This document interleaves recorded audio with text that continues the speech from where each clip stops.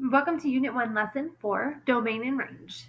So in this lesson, we will be describing the domain and range of various functions using language to describe. The language terms below are examples if you need them. So here we go in this first one. And we can see that domain is read on the X, right? It's all our X values. So anywhere from here all the way, oh, that's an arrow, so it goes on forever. We can read our domain. Domain is written in interval notation. So if we want to start our domain, because we look from left to right, we go over here to this leftmost point, and we can see that because this is a point, it means it's almost like a starting point, right? So this one in this case is -5. All right, now let's find our rightmost point. In this case, we don't have a point over here. So no point means that it's going to go on to the right forever and ever and ever. So we can call that infinity. And in this case, it's positive infinity because this is positive. Now, to put this in interval notation, we're going to add a less than x less than infinity. So it's -5 less than x less than infinity. And this is interval notation. Okay, this is how we write it. Now let's talk range. Range will be our set of y values that satisfies the function. So we can see that because this is a point, it starts here. And we see this is an arrow, so it goes down forever. So we could just put a little arrow this way. And I'm writing this on the y because it's read on the y. So we read this from bottom to top, okay? So range is bottom to top. All right, so the bottom point, I don't see a point, I see an arrow. So we're going to call that negative infinity. Why negative infinity this time? Because this is going into the negative y values. Therefore, it'll go down into the negative y values forever. Now let's look at the top, and we see the top is a point, right? It's a closed dot point. Oh, which I messed that up here. Sorry. Closed dot point means you have this. I'll show you again. Don't worry.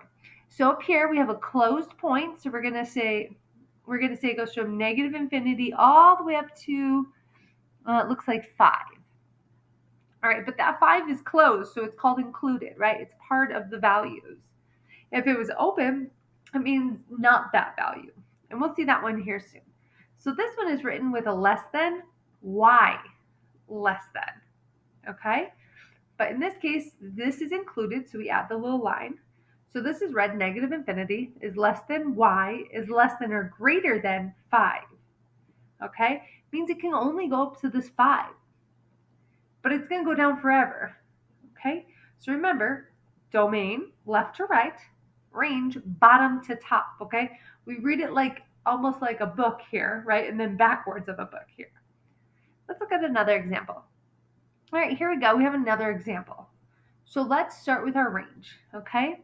And I can see that it starts all the way over here. Remember, red on our x values, and this is a closed point, so it's included. And it goes all the way this way until we get here, but this is not included. It's an open dot. It is not included.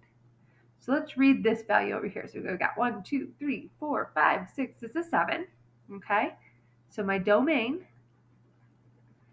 goes from 7 all the way to 1, 2, 3, 4, 5.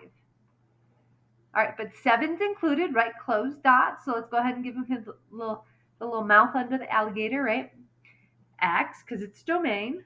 And then all the way to 5, but 5 is not included. Not included means no line. Now let's read range. All right, so range is read from the bottom to the top. So here's the bottom of the function, which is included. And here's the top of the function, which is not included. So all these values are a possibility of y. So let's say this is 1, 2, this is -3, and this is 1. Okay? Now, this is included, so let's give them a little sign with a line under. Y, because we're talking about range, and then not included. So the range of this function is -3 less than or equal to y less than 1. pretty much means it can go between -3 and up to 1, but not 1. All right, last example. Here we go. We have a quadratic function. We've already seen these. We know what they are. They create this parabola, right? This means we have its vertex labeled. How cool. But how do we read domain and range on here? Well, let's start. Let's look at domain first. All right. What I can see on this left side is not a point, and although it doesn't have an arrow, we can assume this is going to go on forever because it doesn't have a defined stopping point. So I'm going to say it's going this way forever and put an arrow. And I look over here, also no point. So go ahead and say it's going this way forever as well. So all x values are included. All right. So our domain is -infinity to +infinity. These arrows mean they're going on forever. And infinity is not included ever because it's not a decisive number, right? It can be any number. So we're just going to give them these regular ones, okay? The regular alligator mouth. And this can be read -x is less, or I'm sorry, -infinity is less than x, less than infinity. All right, but let's look at domain because domain's a little bit weird, okay? So I can see down here it's going to go forever, so let's call that a little arrow.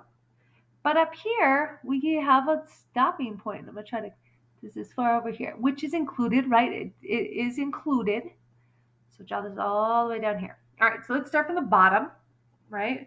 And we see a bottom. A bottom on the arrow means -infinity. I forgot to write range, okay? All right, now let's go all the way to the top. Oh, I can see that there's a stopping point, there's a point. But because range is on my y value, I don't care about this. Sorry, that's my phone. I don't care about this x value. I only care about this right here. So I'm going to write the 4.5 over here. All right. And like I said before, infinity can't be included. It's not a defined number. On the range, so we'll call it y. Now 4.5. 4.5 is included. It is part of the vertex. So we're going to include it. So there you go. Now you have your domain and your range.